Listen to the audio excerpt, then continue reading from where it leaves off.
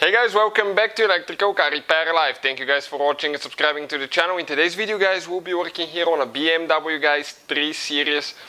This one will be generation E46 from years 1998 to 2006.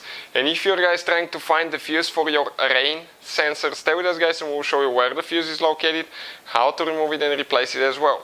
We guys have more than 200 videos on this generation BMW and every car we get at the shop, because our mission guys is to save you as much money as we can. All we need guys in return, subscribe to the channel, like the video and drop a comment below. Let us know if the video was helpful. So let us show you guys where the fuse is located now. So we need to go to the passenger side of the vehicle right here, and right now guys, okay, we need to open the glove box. So let's turn the light on so you can see a little bit better. We open the glove box. Right here you have two things that we need to turn. Okay, like that, drop down. And you're going to notice now guys, okay, right here that you have fuses on top and bottom.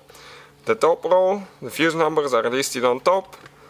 Okay, you can see the bottom row, the numbers are listed on the bottom.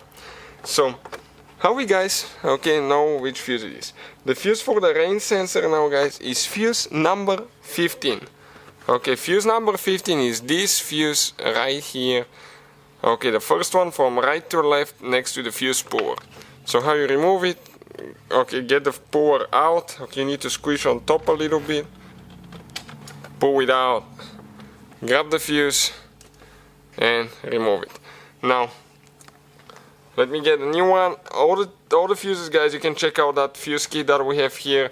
You can see where we get it from in the description of the video below for amazing price. Check it out and you just go ahead and replace it.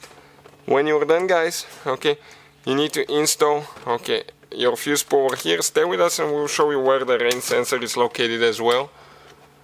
Okay, like that.